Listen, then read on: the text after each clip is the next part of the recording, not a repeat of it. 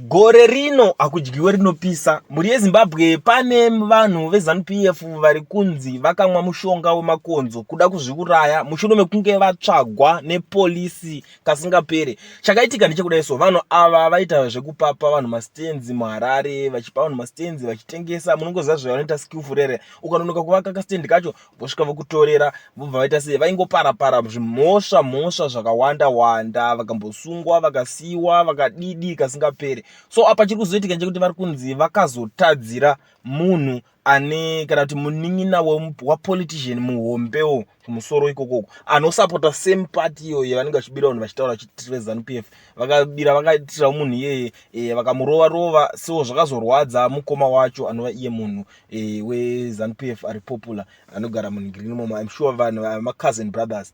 So zvamurwadza kudaro ndiye akabva atanga kuita follow up nyaya dzedze manje. Munongoziva kuti munhu anenge ane mari haitirwa zvekupenga zvese zvavajaira kuitira vanhu izvi. Ndobva vatanga manje kuchiteerwa nepolisi, ndobva patanga kubuda nyaya dzakawanda. Kune madhokiteni akawanda, kune nyaya dzakawanda zvese zvikanzi pane pavaifanira kunge vari mukati vakabuda sei mukati imomo. Vanhu ivavo vanofanira kunge vachitozikanwa kuti vari kujeri asi vari kungonzi vari panze ipapo, madhokita akazara, polisi yaapa haisi kuita basa here. So varume ava vakazotanga kutsvagwa zviri serious.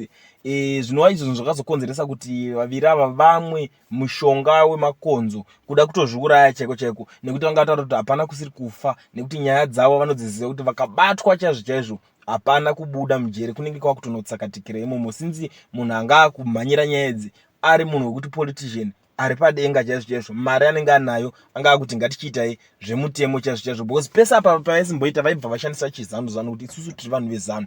So panapa chiri kuzoitika ndechekudai so varume ava kufa zvavo havana kuzofa, vakazorarama zvekare, asi pakurarama kwavakanoita kuya vanga vatomudhuze nekubatwa futi, ndobva vapukunyuka ndobva vatiza futi vari parani kwekuenda chaiko hapana. Ende nzvimbo yavakatiza iyi inzvimbo yekuti vanga vajaira ngoti padiki vanongoti vanhu huyai kumusangano votorera vanhu mari chimbotipai madhola echinchi vachirarama vachidaro. Iko zvinezvi chaakunetsa ndechekuti nzara manje ndo imwe inenge yakuvafosa kuti anenge ada kudzidzira kuda kunorarama ari kune imwe nzvimbo, nekuti kuti angodzoka munzvimbo iyoyo hazvipere zvakanaka, polisi inenge ichitomuda anobva atongosungwa nekuti politician uyo vakatanga muhombe uyu haasi kutombova panguva yekubatanidza, ari kutsoma kwete zvekunyeba. Polisi iri kuvava, iri kujambuka everyday, inogara ichitongotsvaga vanhu ipopo muri Zimbabwe nekudawo kwezvikonzero zvakawanda. Handisi kukwanisa hangu kuzotaura mazita evanhu ava nekudawo kwezvikonzero zvakasiyana nekuti vanhu vekuti vane mhuri, asi nzvimbo yacho kwairi iri muHarare munomu.